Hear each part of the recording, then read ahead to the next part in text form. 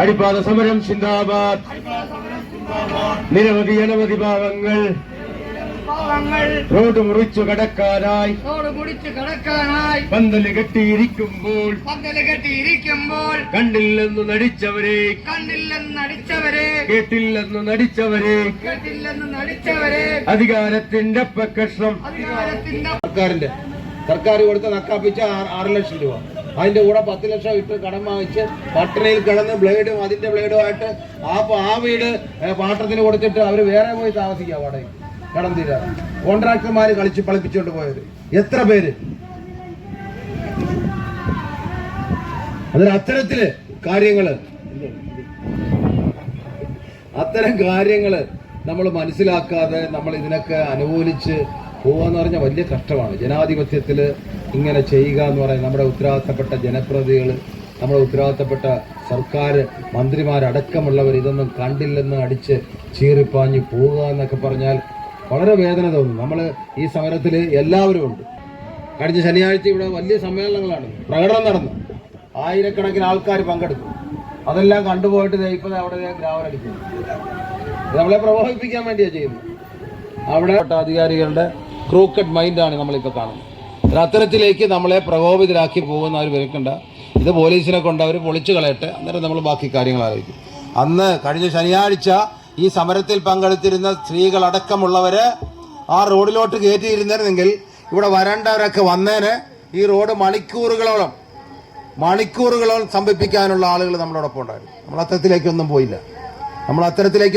സമരത്തിൽ അറസ്റ്റും അല്ലെ ജയിലിൽ കൊണ്ടടക്കലും ഒക്കെ വലിയ കാര്യമൊന്നുമല്ല. ഇത് ഇത്രയേ ഉള്ളു. ജയിലിൽ കിടക്കുന്നവർ എന്തൊക്കെയാ ചെയ്യുന്നത് നമുക്കറിയാം അല്ലേ. നമ്മൾ അവിടെ കൊണ്ടിട്ട് കഴിഞ്ഞാൽ നമ്മളെ അങ്ങ് മൂക്കി കയറ്റുമെന്നുള്ള വിചാരം ഇവർക്ക്. അറസ്റ്റ് എന്ന് പറയുമ്പോൾ സ്ത്രീകളും എല്ലാവരും പേടിച്ചോടും എന്നാണ് വിചാരിക്കുന്നത്. അങ്ങനൊന്നും അല്ല.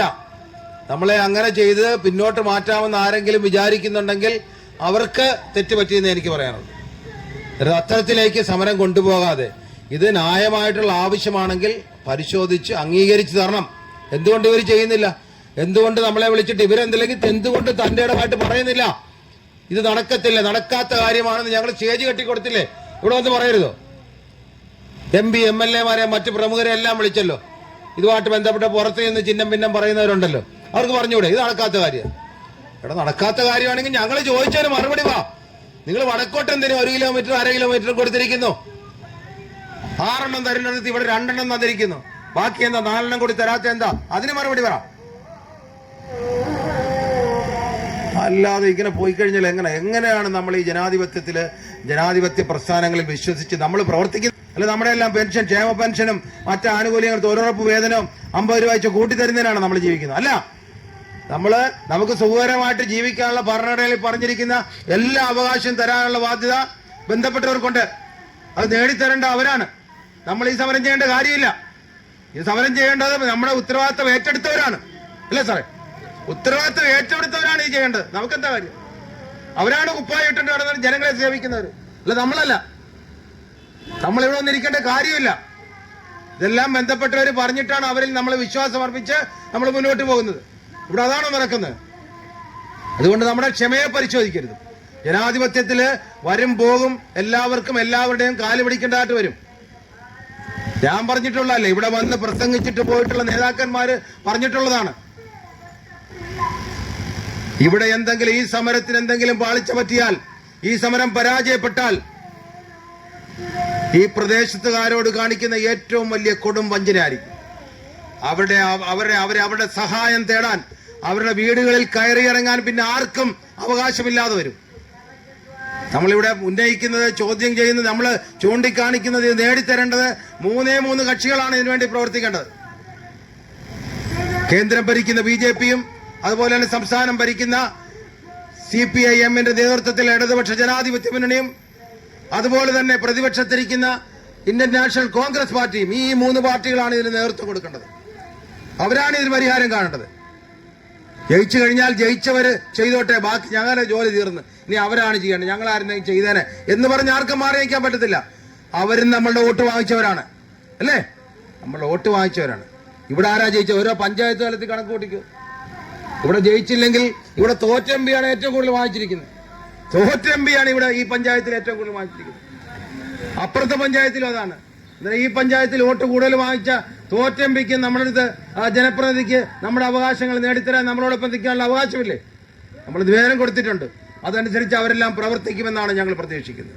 കാരണം കേന്ദ്ര ഗവൺമെന്റും സംസ്ഥാന ഗവൺമെന്റ് ശരിയായ ശുപാർശ ചെയ്തെങ്കിൽ മാത്രമേ അവിടെ നടപടികൾ ഉണ്ടാവൂ. അതിന് ബഹുമാനപ്പെട്ട MP KC വേണുഗോപാലും MLA Shri H സലാമും അടക്കമുള്ളവര്, ഈ തദ്ദേശ സ്വയംഭരണ സ്ഥാപനങ്ങൾ അടക്കമുള്ളവര് ഒറ്റക്കെട്ടായിട്ട് ഇന്ന് ശക്തമുയർത്തിയില്ലെങ്കിൽ ഈ സമരം ലക്ഷ്യം കാണില്ല എന്നുള്ള കാര്യത്തിൽ യാതൊരു സംശയമില്ല. നമ്മൾ സമരം ചെയ്തിരുന്നു പോകും. നമ്മുടെ ന്യായമായിട്ടുള്ള ആവശ്യമാണ്, നമ്മുടെ ന്യായമായിട്ടുള്ള സമരമാണെങ്കിൽ മാത്രം ഇവർ ചെയ്താൽ മതി.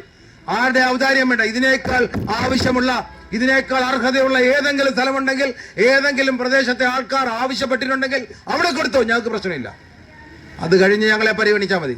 ഞങ്ങളെ പരിഗണിക്കേണ്ടതാണെങ്കിൽ പരിഗണിച്ചിരിക്കണം. ഞങ്ങളെ പരിഗണിക്കേണ്ടത് തന്നെയാണെന്ന് ഞങ്ങൾക്ക് ഉറച്ച വിശ്വാസമുള്ളതുകൊണ്ടാണ് സമരരംഗത്തേക്ക് നമ്മൾ വന്നത്. ഇല്ലെങ്കിൽ വരില്ല. പറഞ്ഞതുപോലെ ചെയ്യാതെ തോന്നുംപടി കൊടുത്തു പോവുക, മുഖം നോക്കി കൊടുക്കുക, ഒരു കടയിൽ 2 കച്ചവടം, അതാണ് ഇവിടെ നടക്കുന്നത്. സ്വാധീനമുള്ളവർക്കും സംഘടിത ശക്തികൾക്കും മുന്നിൽ മുട്ടുമടക്കി അവിടെയൊക്കെ വാരിക്കോരി അടിപ്പാതയും ഉയരപ്പാതയും കൊടുക്കുക. സാധാരണക്കാർ താമസിക്കുന്നിടത്ത്, പാവപ്പെട്ടവർ സമരം ചെയ്യുന്നിടത്ത് അതിന് നേരെ കണ്ടടയ്ക്കുക, ചെയ്പൊത്തുക. അതാണ് ബന്ധപ്പെട്ട അധികാരികൾ ചെയ്യുന്ന സമരം. ഞാൻ പറയുന്നത്, ഞങ്ങളെ കളിപ്പിച്ച് മുന്നോട്ട് കൊണ്ടുപോകാനാണ് ഭാവമെങ്കിൽ അത് നടക്കത്തില്ല. ഇന്ന് തന്നെ ബന്ധപ്പെട്ട അധികാരികൾ വന്ന് പറഞ്ഞേര്, ഞങ്ങൾ സമരം അവസാനിപ്പിച്ചേക്കാം. ഇതൊരിക്കലും നടക്കാത്ത നല്ല കാര്യം എന്ന് പറഞ്ഞ് ഞങ്ങൾ അവസാനിപ്പിച്ചേക്കാം. അല്ലാതെ എന്താ പറയേണ്ടത്? ഇത് ഞങ്ങൾക്ക് തലയ്ക്ക് വട്ടുണ്ടോ? തലയ്ക്ക് ഓളമുണ്ടോ? ഞങ്ങൾക്ക് ഇവിടെ വന്നിരുന്ന് സമരം ചെയ്ത് കുറെ അധികം ആളുകൾ, ചെറുപ്പക്കാരടക്കമുള്ള എത്ര സീജനങ്ങളാ. സത്യത്തിൽ വിഷമം തോന്നുന്നു സാറേ. സത്യത്തിൽ വളരെ പലപ്പോഴും കണ്ണ് നിറഞ്ഞു പോകുന്നു. ആയിരക്കണക്കിന് ആളുകൾ സംഘടിച്ച പരിപാടികൾ ഇവിടെ 3-4 നടത്തി. ജനകീയ സംഗമം നടത്തി, അതുപോലെ തന്നെ ജനകീയ ഉപവാസം ഒരു ദിവസം എല്ലാവരും കൂടെ നടത്തി, പ്രതിഷേധ പരിപാടി ഇവിടെ മാർച്ച് നടത്തി, ഇവിടെ സമ്മേളനം നടത്തി. എന്തിനാണ് ഞങ്ങളെ ഇങ്ങനെ ഇട്ട് വട്ടുകളിപ്പിക്കുന്നത്? ഇവിടെ നടക്കത്തില്ല എന്ന് ഉറച്ച പറ, MP പറ, MLA പറ, ഞങ്ങൾ നിർത്തിയേക്കാം. വെറുതെ വേറെ ജോലിയില്ലേ? അല്ലെന്താ പറയണ്ടേ? ഇങ്ങനെയൊക്കെ ചെയ്തു പോകുന്നത് പുറകെ കൊണ്ടുവരിക, അവിടുന്ന് അടിച്ചതിന് മുമ്പിൽ കൊണ്ടുവരിക, നമ്മൾ സഹന സമരമാണെന്ന് പറഞ്ഞ് നമ്മൾ ഇതെല്ലാം അനങ്ങാതിരിക്കും എന്നാണ് അവർ കരുതിയിരിക്കുന്നത്. ഇങ്ങനെ അടിച്ചു കൊണ്ടുവരേണ്ട കാര്യമുണ്ടോ? ഇവർക്ക് ഇവിടെ മാത്രമേ തള്ളാനുള്ള സ്ഥലമുള്ള. അപ്പുറത്ത് പണി നടത്തിയിട്ടുണ്ട്. വടക്കോട്ട് പോയി നോക്ക്, വളഞ്ഞവഴി ഭാഗത്തൊക്കെ കിടക്കുകയാണ്. തെക്കോട്ട് നോക്ക്, തെക്കോട്ട് പുറപ്പാട് കഴിഞ്ഞ് അങ്ങോട്ട് പുത്തനട വരെ കിടക്കുകയാണ്. അതിനപ്പുറത്ത് ഗുരുമന്ദിരം തൊട്ട് പുന്തല ഗുരുമരം തൊട്ട് തോട്ടപ്പള്ളി വരെ ഒരു പണിയും ചെയ്തിട്ടില്ല. ഒരു റോഡിന്റെ പണി കിടക്കുകയാണ്. അവിടെ ഒന്നും തർക്കമില്ലല്ലോ. എന്താ അവിടെ പോയി തള്ളാത്തത്? ഇവിടെ വരുന്നത് എന്തുകൊണ്ടാ? അന്നേരം ഇത് അടിച്ചൊതുക്കി പെട്ടെന്ന് 2ാമത്തെ റോഡ് കൂടെ പണിതിട്ട് കോൺട്രാക്ടർക്ക് ചെയ്യുന്നതിന്റെ 3 ഇരട്ടി പൈസ വാങ്ങിക്കണം. ഇതിന്റെ നഷ്ടപരിഹാരം എന്ന് പറയുന്നത് ഈ പണി പൂർത്തിയാക്കിയിട്ട് പിന്നെ അത് പൊളിക്കുക എന്ന് പറഞ്ഞാൽ പിന്നെ അടിപ്പാതയ്ക്ക് വേണ്ടി 13 മീറ്ററിൽ കൂടുതൽ പൊളിക്കണം. അത് പൊളിക്കുമ്പോൾ അവന് ചെയ്തതിന്റെ 4 ഇരട്ടി 3 ഇരട്ടി പോക്കറ്റി വരും. ഇതൊക്കെ ഒരു കൂട്ടുകച്ചവടമാണെന്ന് നമ്മൾ മനസ്സിലാക്കണം. അന്നേരം ഇവിടെ തർക്കം നടക്കുന്നു, ഇവിടെ സമരം നടക്കുന്നു.